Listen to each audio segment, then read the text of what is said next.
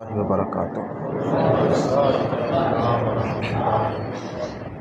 ان الحمد للہ نحمده ونستعینه ونستغفره ونعوذ باللہ من شرور انفسنا ومن سیئات اعمالنا من يهده الله فلا مضل له ومن يضلل فلا هادي له اشهد ان لا الہ الا اللہ وحدہ لا شریک له واشهد ان محمدا عبده ورسوله اللهم صل على محمد وعلى آل محمد كما صليت على ابراہیم وعلى آل ابراہیم انك حمید مجید اللهم بارک على محمد وعلى آل محمد كما باركت على ابراہیم وعلى آل ابراہیم انك حمید مجید اما بعد فإن خیر الحدیث کتاب اللہ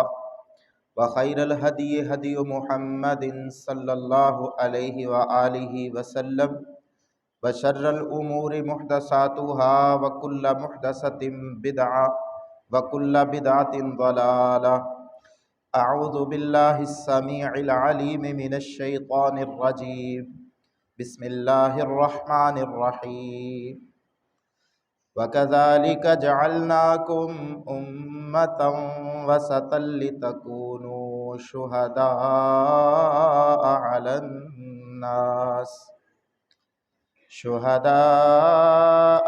النَّاسِ وَيَكُونَ الرَّسُولُ عَلَيْكُمْ شَهِيدًا۔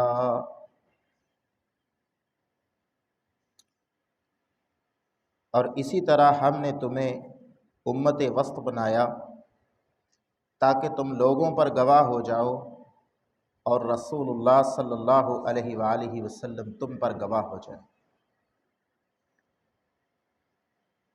اللہ جل شانہ کی بے حد و حساب حمد و ثنا کے بعد درود و سلام نبی کریم رؤوف الرحیم صلی اللہ علیہ وآلہ وسلم پر۔ احباب جماعت، میں آپ سب کا بے حد مشکور ہوں۔ اس مسجد کی انتظامیہ، مسجد کے اساتذہ کرام، حضرت شیخ مفتی حافظ ایوب صاحب اور دیگر جملہ معاونین، آپ لوگوں نے یاد کیا اور میں ایک عرصے سے آپ کے علاقے میں آ رہا اور بھی دیگر بھی شہروں میں جاتے ہیں، ملک کے مختلف علاقوں میں، لیکن مجھے بہت خوشی ہے کہ جس طرح کا انتظام، نظم و ضبط، آپس میں خلوص اور پیار محبت میں نے آپ لوگوں کے اندر دیکھا ہے، اس کی مجھے کم از کم مثال نہیں ملتی۔ میری اللہ تعالیٰ سے دعا ہے اللہ رب العالمین آپ کے خلوص میں برکت پیدا فرمائے، اللہ رب العالمین محبتوں میں اضافہ فرمائے۔ یقیناً جب تک آپ متحد اور متفق ہیں، آپ کسی نظام کا، نظم و ضبط کے پابند ہیں اور آپس میں ایک دوسرے کے لیے پیار اور محبت کے جذبات رکھتے ہیں، تو سمجھ لیجئے کہ آپ انشاءاللہ اپنے مشن پر پوری ذمہ داری کے ساتھ اور پوری لگن کے ساتھ اور مخالفین کو پچھاڑتے ہوئے جا رہے ہیں۔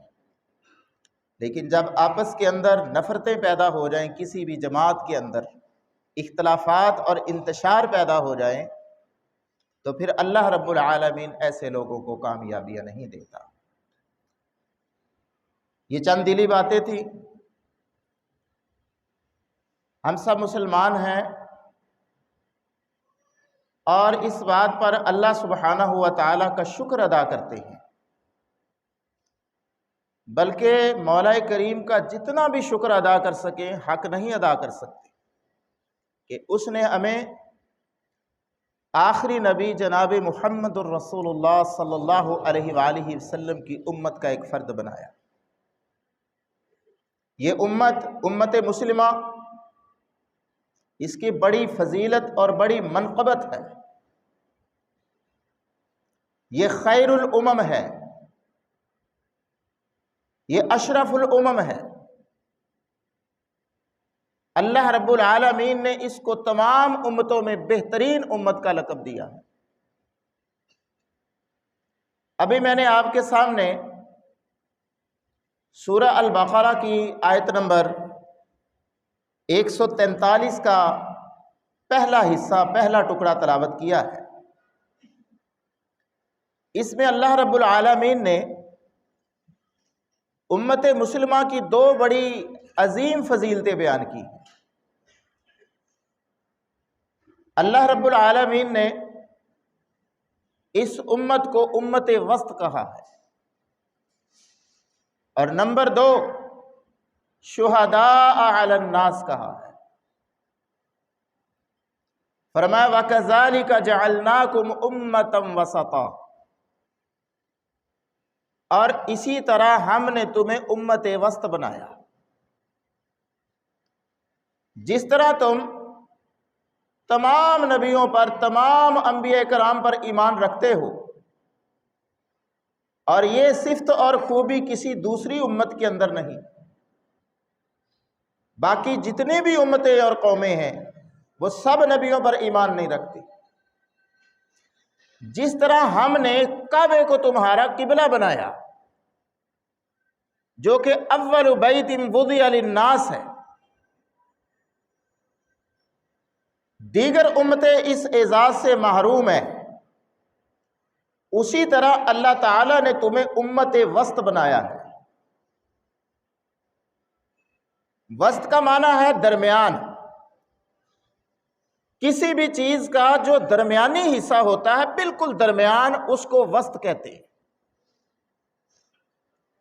جس کا کسی بھی طرف جھکاؤ نہ ہو، بالکل درمیان میں سیدھا ہو، اسی کو ہماری زبان میں اعتدال کہتے ہیں۔ معتدل وہ شخص ہوتا ہے جس کا کسی گروہ کی طرف، کسی پارٹی کی طرف، کسی شخصیت کی طرف جھکاؤ نہ ہو۔ ہم کہتے ہیں یہ معتدل انسان ہے، وہ جناب معتدل ہے، کسی بھی پارٹی کی طرف اس کا جھکاؤ نہیں ہے۔ تو امت وسط کا معنی یہ ہوا امت معتدل، اعتدال کے راستے پر چلنے والی امت، میانہ روی اختیار کرنے والی امت۔ اور یہ اللہ رب العالمین کا امت مسلمہ کو امت وسط قرار دینا اس امت کے لیے بڑے اعزاز اور شرف کی بات ہے۔ نبی کریم صلی اللہ علیہ وآلہ وسلم سے پہلے کتنے انبیاء کرام تشریف لائے اور کتنی امتیں اور قومیں گزری، کتابیں بھی نازل ہوئیں، لیکن کسی امت کو اللہ رب العالمین نے امت وسط نہیں کہا، اعتدال والی امت نہیں کہا۔ یہ اعزاز، یہ شرف اور یہ فضیلت اگر کسی کے حصے میں آئی ہے تو یہ امت مسلمہ کے حصے میں آئی ہے۔ اس کو اللہ رب العالمین نے امت وسط کہا ہے۔ کیوں؟ اس لیے کہ یہ امت جس دین پر ہے نا، وہ دین اعتدال کا درس دیتا ہے۔ اس دین کے اندر جو تعلیمات ہیں وہ اعتدال پر مبنی ہیں۔ غلو اور استخفاف کی اس دین کے اندر گنجائش قطعا نہیں۔ اس دین کی جو تعلیمات عقائد سے متعلقہ ہوں، احکام سے متعلقہ ہوں، معاملات سے متعلقہ ہوں، ہر چیز کے بارے میں اعتدال اور میانہ روی رکھتا ہے۔ غلو اور استخفاف سے پاک ہے یہ دین۔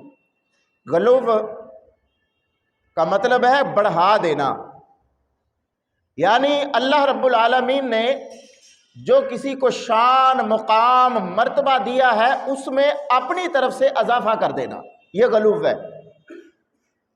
اور عبادات کے اندر غلو یہ ہے کہ دین نے جتنا کام کرنے کا حکم دیا ہے اس میں اپنی طرف سے اضافہ کر دینا۔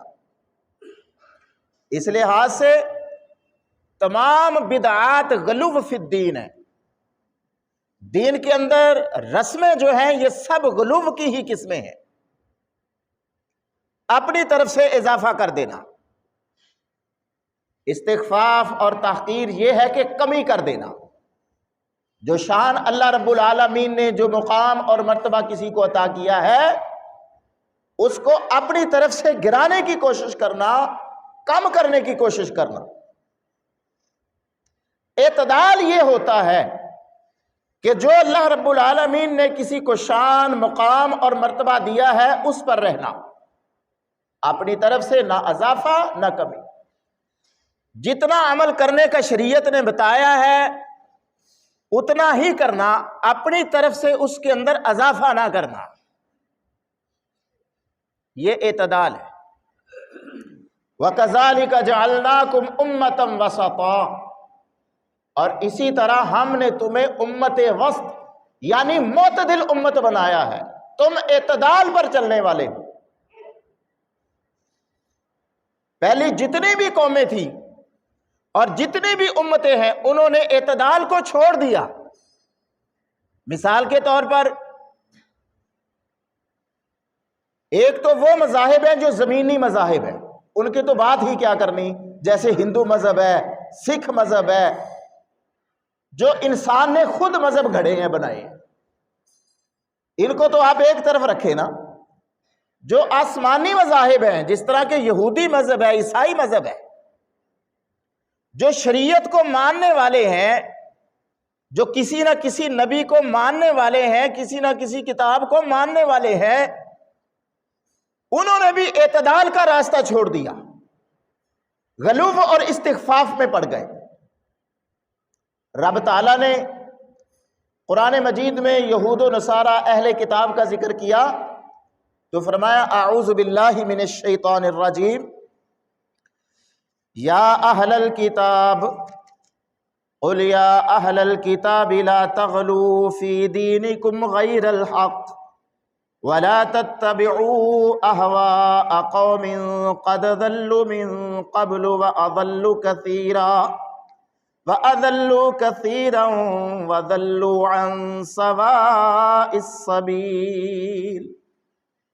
آپ کہہ دیں کہ اے اہل کتاب، تم اپنے دین میں نجائز غلو نہ کرو اور ان لوگوں کی خواہش کی پیروی مت کرو جو اس سے قبل گمراہ ہو چکے ہیں، اور انہوں نے بہت سارے لوگوں کو گمراہ کیا اور سیدھے راستے سے بھٹک گئے۔ ایسے لوگوں کی خواہشات کے پیچھے مت چلو۔ اللہ رب العالمین نے اس آیت میں اور دوسرے مقامات پر بڑے واضح لفظوں کے اندر غلو فی الدین سے منع کیا ہے کہ اپنے دین کے اندر غلو نہ کرو۔ اور یہی اہل کتاب جو تھے، یہودی اور عیسائی، ان کے غلو کی کچھ اقسام بیان کی تو فرمایا بسم اللہ الرحمن الرحیم وقالت اليہود عزیر ابن اللہ وقالت النصارى المسیح ابن اللہ ذلك قولهم بافواہہم یضاہئون قول الذین کفروا من قبل قاتلهم اللہ انا یؤفکون۔ اور یہود نے کہا کہ عزیر اللہ کے بیٹے ہیں، اور نصارہ نے کہا مسیح اللہ کے بیٹے ہیں۔ یہ سب ان کے منہوں کی باتیں ہیں، یہ بھی ان لوگوں کی ریس کر رہے ہیں جنہوں نے اس سے قبل کفر کیا۔ قاتلہم اللہ، اللہ ان کو ہلاک کرے، انا یؤفکون، یہ کدھر بہکائے جا رہے ہیں۔ اہل کتاب کے غلو کا تذکرہ کیا کہ اپنے دین کے اندر نجائز غلو نہ کرو، اور یہاں اسی غلو کی ایک صورت بیان کی کہ یہود نے یہ غلو کیا کہ عزیر علیہ السلام کو کہہ دیا کہ وہ اللہ کے فرزند ہیں، اللہ کے بیٹے ہیں، اور عیسائیوں نے یہ غلو کیا مسیح علیہ السلام کے بارے میں کہ وہ اللہ کے بیٹے۔ اللہ فرماتے ہیں کہ انہوں نے اپنے سے پہلے لوگوں کی ریس کی، یہ سب ان کے منہوں کی باتیں ہیں، ایسا نہیں ہے۔ اللہ ان کا بیڑا غرق کرے، انہیں تباہ کرے، یہ کس طرف جا رہے ہیں؟ پتہ یہ چلا کہ جو لوگ اعتدال کا راستہ چھوڑ دیتے ہیں، غلو کا شکار ہو جاتے ہیں یا استخفاف کا شکار ہو جاتے ہیں، اللہ کی ان پر مار پڑتی ہے اور اللہ رب العالمین ان کو جو ہے راہ راست کی طرف پھر نہیں ہدایت دیتا۔ ایک اور اسی سے اگلی آیت میں فرمایا کہ اتخذوا احبارهم ورهبانهم اربابا من دون اللہ والمسیح ابن مریم وما امروا الا ليعبدوا الہا واحدا لا الہ الا هو سبحانہ عما یشرکون۔ انہوں نے اپنے احبار اور رہبان کو اور مسیح ابن مریم کو اللہ کو چھوڑ کر رب بنا لیا۔ اپنے احبار کو بھی رب بنا لیا، اپنے رہبان کو بھی رب بنا لیا، مسیح ابن مریم کو بھی، حالانکہ انہیں صرف یہی حکم دیا گیا تھا کہ وہ ایک معبود کی عبادت کریں جس کے سوا کوئی عبادت کے لائق نہیں، وہ پاک ہے ان تمام باتوں سے جن کو وہ شریک بناتے ہیں۔ یہ یہود و نصارہ کے غلو کی اللہ رب العالمین نے ایک صورت بیان کی۔ عزیر علیہ السلام اللہ کے نبی، ان کی شان میں غلو کیا یہود نے اور کہا کہ وہ اللہ کے بیٹے، اور عیسائیوں نے مسیح علیہ السلام کی اپنی طرف سے زیادہ فضیلت بیان کرنے کی کوشش کی۔ مسیح علیہ السلام کو اللہ رب العالمین نے 20 معجزات دیے، عیسائیوں نے اس سے اوپر لے جانے کی کوشش کی اور کہا کہ مسیح علیہ السلام اللہ کے بیٹے ہیں، اور پھر یہیں پر بس نہیں کی بلکہ اپنے احبار اور رہبان، اور ان کے احبار اور رہبان کا وہی درجہ تھا ان کے دین کے اندر جو ہمارے دین کے اندر ائمہ کا درجہ۔ انہوں نے اپنے احبار، رہبان، اپنے علماء، اپنے پیشوا اور اپنے ائمہ کرام اور جو نیک لوگ تھے، جو بزرگ تھے، ان کو اللہ کو چھوڑ کر ان کو رب کا درجہ دے دیا، ان کی شان کے اندر غلو کیا۔ وَكَذَلِكَ جَعَلْنَاكُمْ أُمَّةً وَسَطًا لِتَكُونُوا شُهَدَاءَ عَلَى النَّاسِ۔ اے مسلمانوں، ہم نے تمہیں امت وسط، تمہیں معتدل امت بنایا ہے، اعتدال کے راستے پر چلنے والی امت بنایا ہے، تم غلو اور استخفاف کا شکار مت ہو۔ یہودی تھے، ایک طرف دیکھیں غلو کیا حضرت عزیر علیہ السلام کی شان میں، ان کا مقام بڑھایا، اور دوسری طرف عیسیٰ علیہ السلام کی تحقیر کی، توہین کی، اور دیگر انبیاء کرام کی، اور جناب رسول اللہ صلی اللہ علیہ وآلہ وسلم کی توہین کی۔ ایک طرف نبی کا رتبہ بڑھا رہے ہیں اور دوسری طرف دوسرے انبیاء کرام کا رتبہ گرا رہے ہیں، غلو بھی اور استخفاف بھی۔ عیسائی ہیں، انہوں نے عیسیٰ علیہ السلام کا مقام اور مرتبہ بڑھایا اور ان کو ابن اللہ کہا، جبکہ رسول اللہ صلی اللہ علیہ وآلہ وسلم اور بہت سارے انبیاء کرام کی گستاخیاں کی، ان کا رتبہ کم کیا، غلو بھی اور استخفاف کی، یعنی اعتدال والا راستہ چھوڑ دیا۔ تو اللہ رب العالمین اس آخری امت کو لا الہ الا اللہ محمد الرسول اللہ پڑھنے والوں کو اللہ نے مخاطب کیا ہے۔ فرمایا وَكَذَلِكَ جَعَلْنَاكُمْ أُمَّةً وَسَطًا، اللہ نے تم کو امت وسط بنایا، تم کو اعتدال والے راستے پر چلنے والے بنایا۔ اور حقیقت یہ ہے کہ اس چیز کے اصل مستحق اور حقدار حضرات صحابہ کرام ہیں۔ حضرات صحابہ کرام وہ اس معیار پر پورا اترے، امت وسط کے اندر جو پائی جانے والی صفات اور شرائط تھی وہ ان پر پورے اترے گے۔ اسی لیے تو اللہ رب العالمین نے ان کی فضیلتیں بیان کی ہیں۔ والسابقون الاولون من المہاجرین والانصار والذین اتبعوهم بإحسان رضی اللہ عنہم ورضوا عنہ۔ سابقون اور اولون، مہاجرین اور انصار میں سے جو پہلا پہل اسلام لانے والے، اور جو نیکی کے کاموں میں بڑھ چڑھ کر حصہ لینے والے وہ، اور ان کے بعد آنے والے جو ان کے نقشہ قدم پر چلے، اللہ نے سب سے جنتوں کے وعدے کر رکھے ہیں۔ صحابہ کرام نے اپنی آنکھوں کے سامنے معجزات دیکھتے تھے، وہی نازل ہوتی دیکھتے تھے صحابہ کرام، لیکن کبھی کسی صحابی نے نہ رسول اللہ صلی اللہ علیہ وآلہ وسلم کی شان میں غلو کیا، نہ کسی اور نبی کی شان میں غلو کیا۔ اگر دل میں خیال بھی آیا کبھی تو رسول اللہ سے آ کر دریافت کیا کہ اللہ کے رسول بتائیے یہ عمل میں کر لوں۔ مثال کے طور پر سنن ابو داود میں حدیث ہے، ایک صحابی بیان کرتے ہیں میں حرا شہر میں گیا، وہاں پر میں نے دیکھا کہ وہ قوم اپنے سردار کو سجدہ کرتے ہیں۔ میرے ذہن کے اندر یہ خیال آیا کہ رسول اللہ صلی اللہ علیہ وآلہ وسلم سجدے کے زیادہ حقدار ہیں، کیوں نہ رسول اللہ صلی اللہ علیہ وآلہ وسلم کو سجدہ کیا جائے، آپ کے سامنے سر جھکایا جائے، آپ کے قدموں کے آگے جو ہے وہ سجدہ کیا جائے۔ واپس آیا، میں نے آ کر ساری بات آپ کو بتائی، تو رسول اللہ صلی اللہ علیہ وآلہ وسلم سے اجازت مانگی، اللہ کے رسول آپ کو سجدہ کریں ہم؟ آپ نے فرمایا لا تفعلوا، ایسا مت کر، ایسا نہ کرنا۔ اور پھر بتایا، فرمایا کہ بتاؤ اگر تم میری قبر کے پاس سے گزرتے تو کیا قبر کو سجدہ کرتے؟ صحابی نے کہا نہیں ہم نہ کرتے۔ تو فرمایا جس طرح قبر کو سجدہ کرنا جائز نہیں ہے اسی طرح مجھے بھی سجدہ کرنا جائز نہیں۔ جب رسول اللہ صلی اللہ علیہ وآلہ وسلم کی قبر کو سجدہ جائز نہیں تو کسی اور کی قبر پر سجدہ ریز ہونے کی اجازت کس طرح ہو سکتی ہے دین اسلام کے اندر؟ یہ سنن ابو داود کے اندر حدیث ہے 2140 نمبر، آپ خود دیکھ لیں، کتابیں موجود ہیں یہاں پر۔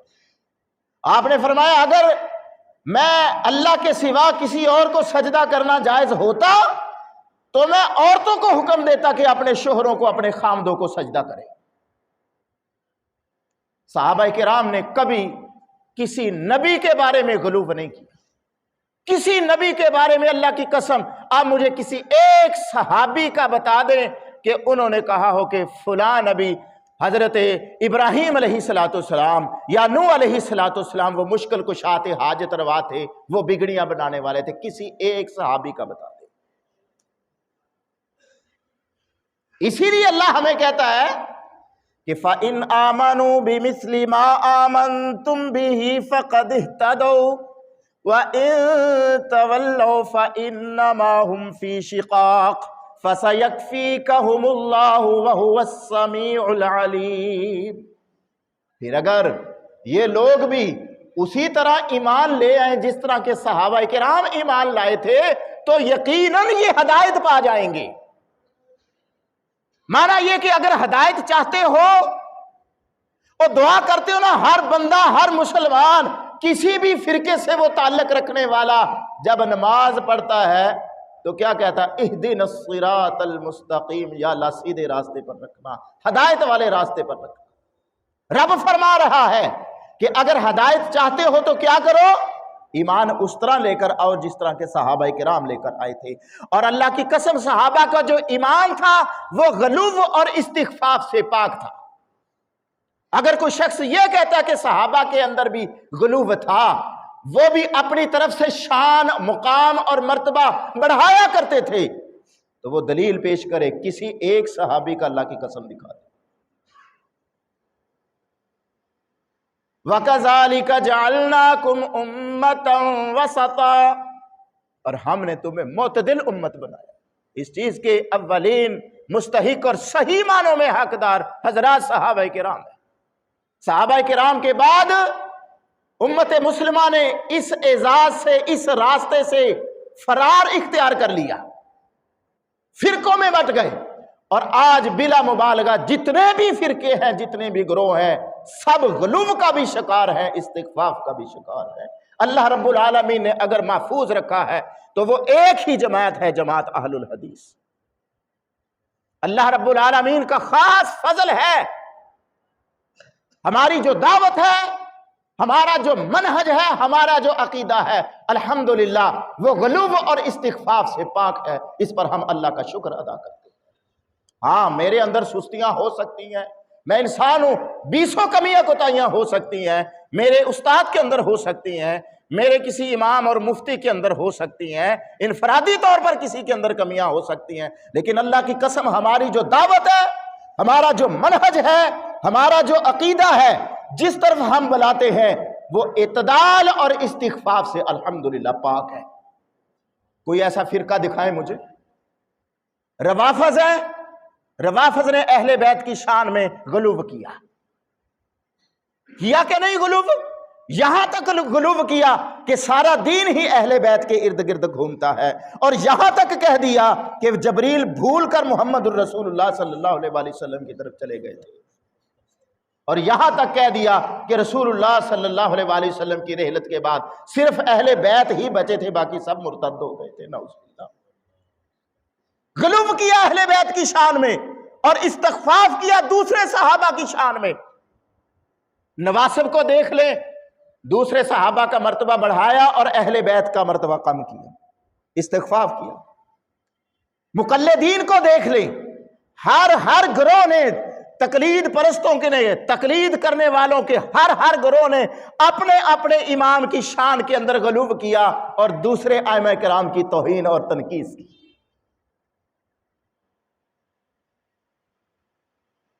قبر پرستوں کو دیکھ لیں، اللہ کے نیک بندوں بزرگوں کی شان میں غلو کیا ہے اور ان کو اللہ رب العالمین کے برابر لا کھڑا کرنے کی کوشش کی ہے۔ جس طرح اللہ رب العالمین عالم الغیب ہے، اسی طرح وہ بھی عالم الغیب ہے کہا۔ جس طرح اللہ بگڑی بناتا ہے، اولادیں عطا کرتا ہے، اسی طرح یہ بھی سب کچھ کر لیتے ہیں، ان کے پاس بھی اختیارات ہیں۔ ہر گروہ کے اندر غلو بھی پایا جاتا ہے، استخفاف بھی پایا جاتا ہے۔ الحمدللہ اللہ رب العالمین نے اہل الحدیث کو اس سے محفوظ رکھا ہے، اور نبی کریم صلی اللہ علیہ وآلہ وسلم کی پیشین گوئی سچ ثابت ہو رہی ہے کہ آپ نے فرمایا کہ لا تزال امتی، میری امت کا ایک گروہ، ایک جماعت ہمیشہ حق پر قائم رہے گی۔ اور ائمہ کرام نے اس کی تفسیر بیان کی ہے کہ اگر اس سے مراد اہل الحدیث نہیں ہے تو پھر ہم نہیں جانتے کہ کون ہے، اس سے مراد اہل الحدیث ہے۔ ہمارے بارے میں جتنا مرضی پروپیگنڈا کرو اور کرتے ہیں۔ روافض یہ کہتے ہیں کہ یہ اہل بیت کو نہیں مانتے، مقلدین یہ کہتے ہیں کہ تم ائمہ کرام کو نہیں مانتے، قبوری حضرات یہ کہتے ہیں کہ تم اولیاء اللہ کو نہیں مانتے۔ یہ پروپیگنڈا کرتے ہیں کہ نہیں کرتے؟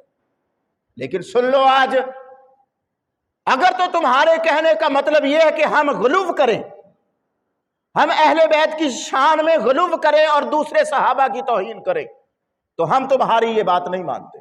اے مقلدین، اگر تم یہ کہتے ہو کہ ہم ائمہ کرام کی شان میں غلو کریں اور اللہ نے جو ہمیں راستہ اعتدال کیا دیا ہے اس کو چھوڑ دیں، تو ہم نہیں مانتے تمہاری بات۔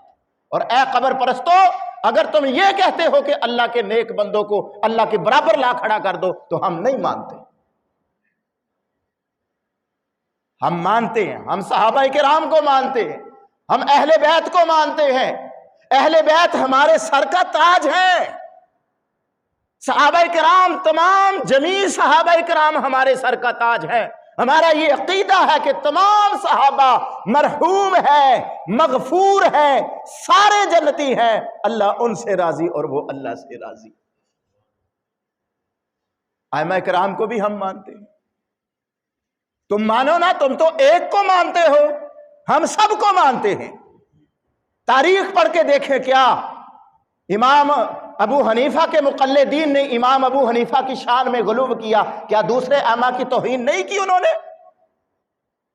اے مقلدین، ذرا اپنی تاریخ کو پڑھو۔ امام بخاری کو تم گالیاں دیتے ہو، تم نے امام شافعی رحمہ اللہ کو پریشان کیا۔ یہ ائمہ کو ماننے والی بات ہے؟ ہم سارے ائمہ کرام کا احترام کرتے ہیں، ہم ان کا ادب اور احترام کرتے ہیں، لیکن اگر تم کہو کہ نہیں غلو کرو ان کی شان میں، تم بھی اسی طرح کہو جس طرح ہم کہتے ہیں کہ ان ابا حنیفہ من اعظم معجزات المصطفیٰ، کہ مصطفیٰ علیہ السلام کے معجزات کے اندر قرآن کے بعد اگر کسی معجزے کا ذکر ہے، قرآن کے بعد اگر کوئی عظیم معجزہ ہے تو وہ امام ابو حنیفہ ہے، یہ کہو تم، تو ہم ایسا نہیں کہتے۔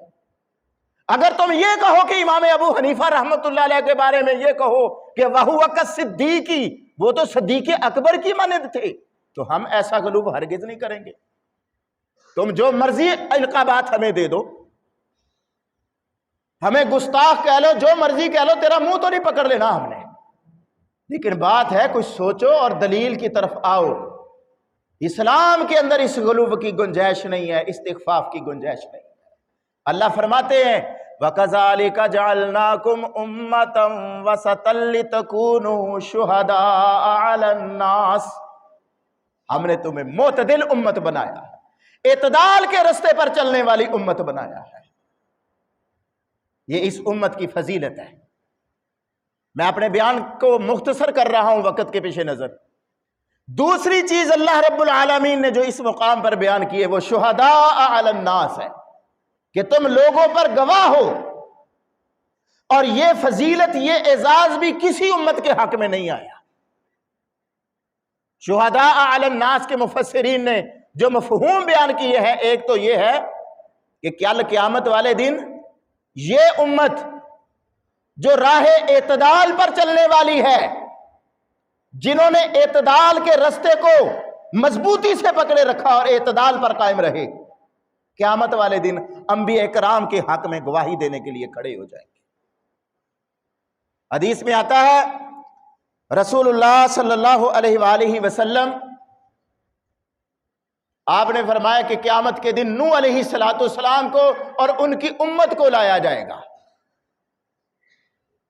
اللہ رب العالمین نوح علیہ السلام سے پوچھیں گے اے نوح بتاؤ حل بلغت، کیا تم نے میرا دین لوگوں تک پہنچا دیا تھا؟ نوح علیہ السلام کہیں گے جی پروردگار پہنچا دیا تھا۔ اللہ رب العالمین نوح علیہ السلام کی امت سے پوچھیں گے کہ حل بلغکم، کیا تمہیں نوح علیہ السلام نے میرا دین پہنچا دیا تھا؟ وہ کہیں گے لا ما جاءنا من نبی، اللہ جی ہمیں تو نہیں تیرا دین انہوں نے پہنچایا، ہمارے پاس تو کوئی آیا ہی نہیں تھا ڈرانے والا تیرا نبی۔ نوح علیہ السلام کہہ رہے ہیں کہ میں نے اللہ کا دین پہنچا دیا، اور نوح علیہ السلام کی قوم کہہ رہی ہے کہ نہیں پہنچایا ہمیں کسی نے۔ اللہ رب العالمین نوح علیہ السلام سے پوچھیں گے کہ نوح من یشہد لک، کوئی گواہ ہے تمہارے پاس؟ نوح علیہ السلام فرمائیں گے جی ہاں، محمد صلی اللہ علیہ وآلہ وسلم اور ان کی امت۔ رسول اللہ صلی اللہ علیہ وآلہ وسلم نے فرمایا ہم نوح علیہ السلام کے حق میں گواہی دیں گے۔ وَكَذَلِكَ جَعَلْنَاكُمْ أُمَّةً وَسَطًا لِتَكُونُوا شُهَدَاءَ عَلَى النَّاسِ، یہ امت معتدل امت کل قیامت والے دن انبیاء کرام کی نصرت کے لیے اللہ کی بارگاہ میں کھڑی ہو جائے گی، اور انبیاء کرام کے حق میں گواہی دیں گے۔ اب یہاں ایک سوال پیدا ہوتا ہے کہ ہمیں کیسے پتا چلا کہ نوح علیہ السلام نے اللہ کا دین اپنی قوم تک پہنچا دیا تھا؟ ہمارے اور نوح علیہ السلام کے درمیان تو صدیوں کا فاصلہ ہے، ہزاروں سالوں کا فاصلہ ہے۔ ہم نے قرآن پڑھا، قرآن کی گواہی یقینی گواہی ہے۔ قرآن کہتا ہے کہ اِنَّا أَرْسَلْنَا نُوحًا إِلَىٰ قَوْمِهِ أَنْ أَنذِرْ قَوْمَكَ مِنْ قَبْلِ أَنْ يَأْتِيَهُمْ عَذَابٌ أَلِيمٌ قَالَ يَا قَوْمِ إِنِّي لَكُمْ نَذِيرٌ مُبِينٌ أَنِ اعْبُدُوا اللَّهَ وَاتَّقُوهُ وَأَطِيعُونِ يغفر لكم من ذنوبكم ويؤخركم إلى أجل مسمى إن أجل الله إذا جاء لا يؤخر لو كنتم تعلمون۔ بے شک ہم نے نوح علیہ السلام کو ان کی قوم کی طرف بھیجا کہ اپنی قوم کو خبردار کریں، ڈرائیں قبل اس کے کہ ان کے پاس دردناک عذاب آ جائے۔ تو نوح علیہ السلام نے کہا اے میری قوم، میں تمہیں اللہ کی طرف سے واضح طور پر ڈرانے کے لیے آیا ہوں، تم اللہ کی عبادت کرو، اللہ سے ڈرو اور میری اطاعت اور فرما برداری کرو، اللہ تمہارے گناہ بخش دے گا اور عذاب کو تم سے مؤخر کر دے گا۔ پوری سورت پڑھے، قرآن کے اندر جگہ جگہ تذکرہ آیا ہے۔ ہم نے قرآن پڑھا اور ہمارا قرآن پر یقین ہے کہ قرآن سچا ہے، مصطفیٰ علیہ الصلوۃ والسلام سچے ہیں، اس لیے قیامت والے دن نبی نوح علیہ الصلوۃ والسلام کے متعلق جس وقت اللہ کی بارگاہ میں قوم انکار کر رہی ہوگی، جھوٹ بول رہے ہوں گے ظالم، تو ہم نوح علیہ الصلوۃ والسلام کے حق میں کھڑے ہو کر گواہی دیں گے کہ نوح علیہ السلام سچ بول رہے ہیں۔ لیکن کچھ لوگ ایسے ہوں گے کہ وہ اس گواہی سے محروم ہوں گے مسلمان ہی، لیکن محروم رہ جائیں گے اس اعزاز سے۔ آپ اندازہ کریں کہ قوم نبی کے حق میں گواہی دے رہی ہے، لیکن کچھ افراد ایسے ہیں کہ وہ اٹھ کے گواہی نہیں دے رہے۔ آپ دیکھیں نا، دنیا کے اندر آپ پر کوئی مشکل وقت آ جائے تو اس وقت جو بندہ آپ کے ساتھ کھڑا ہو جائے اور آپ کے بارے میں اچھے الفاظ کہے تو آپ اس کی کتنی عزت کرتے ہیں، اور جو بندہ اس وقت گونگا بن کے بیٹھ جائے، آپ کے حق میں نہ بولے، جس وقت آپ کے حق میں آپ کی حمایت اور نصرت میں بولنے کا وقت تھا اس وقت نہیں بول رہا وہ، تو اس کے بارے میں کتنی ناراضگی اور غصہ آتا ہے۔ کچھ لوگ ایسے ہوں گے جو جس وقت امت مسلمہ گواہی دے رہی ہوگی حضرت نوح علیہ السلام کے حق میں، تو یہ لوگ گواہی نہیں دیں گے۔ رسول اللہ صلی اللہ علیہ وآلہ وسلم نے فرمایا، صحیح مسلم میں حدیث ہے، یہ فرمایا ان اللعانین لا یکونون شہداء ولا شفعاء یوم القیامت، جو دنیا کے اندر بہت زیادہ دوسروں پر لعنت بھیجتے ہیں۔ یاد رکھے، دین اس بات کی اجازت نہیں دیتا کہ کسی پر لعن طعن کی جائے، اور خاص کر کسی کو نامزد کر کے کہا جائے کہ تیرے اوپر اللہ کی لعنت ہو۔ اسلام اس چیز سے منع کرتا ہے۔ جو دنیا کے اندر بہت زیادہ لعنت کرتے ہیں، جنہوں نے اپنا وتیرہ ہی لعنت بنا لیا، اپنی محفلوں کے اندر لعنت کرتے ہیں، اپنی مجلسوں کے اندر لعنت کرتے ہیں، قیامت والے دن نہ کسی کے حق میں وہ گواہی دیں گے اور نہ کسی کے حق میں وہ سفارش کریں گے۔ رسول اللہ صلی اللہ علیہ وآلہ وسلم نے فرمایا، ایک یہ شہادت ہوگی، اور دوسری شہادت، دوسری گواہی وہ یہ ہے جو ہم ایک دوسرے کے بارے میں دیتے ہیں۔ بہت اچھا بندہ تھا، اس کے اندر خیر اور بلائی تھی۔ سنن ابن ماجہ میں حدیث ہے، رسول اللہ صلی اللہ علیہ وآلہ وسلم نے خطبہ ارشاد فرمایا، آپ نے فرمایا کہ ہو سکتا ہے بہت جلد تم جنتیوں اور جہنمیوں کو پہچان لو۔ مانا یہ کہ تمہیں دنیا کے اندر ہی پتا چل جائے کہ کون جنتی تھا اور کون جہنمی ہے۔ صحابہ کرام نے حیرت کے ساتھ پوچھا، اللہ کے رسول وہ کس طرح، وہ کیسے؟ آپ نے فرمایا بالثناء الحسن والثناء السیء، اچھی تعریف کے ذریعے اور بری تعریف کے ذریعے۔ جو انسان دنیا چھوڑتا ہے، اگر تم لوگوں کو سنتے ہو جو صحیح عقیدے اور صحیح ایمان والے لوگ ہیں، وہ اس کے بارے میں اچھے الفاظ بول رہے ہیں، اچھی گواہی دے رہے ہیں، تو سمجھ جاؤ کہ وہ جنتی ہے، اور جس کے بارے میں وہ بری گواہی دے رہے ہیں تو سمجھ جاؤ کہ وہ جہنمی ہے۔ جو امت کے نیک لوگ ہیں، نماز روزے کی پابندی کرنے والے، دین اسلام پر چلنے والے، انہی کی گواہی معتبر ہوگی نا۔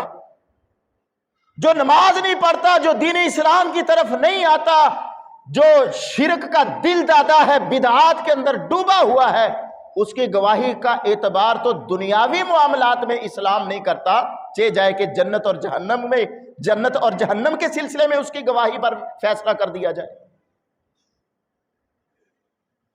فرمایا اچھی تعریف کے ذریعے اور بری تعریف کے ذریعے تمہیں ہو سکتا ہے کہ دنیا کے اندر ہی پتا چل جائے کہ کون جنتی ہے۔ اور پھر آپ نے فرمایا انتم شہداء اللہ بعضکم علی بعض، تم دنیا کے اندر گواہ ہو اللہ تعالیٰ کے، لوگوں کے بارے میں گواہی دینے والے ہو، تمہاری گواہیوں پر فیصلے ہو رہے ہیں اللہ کے ہاں۔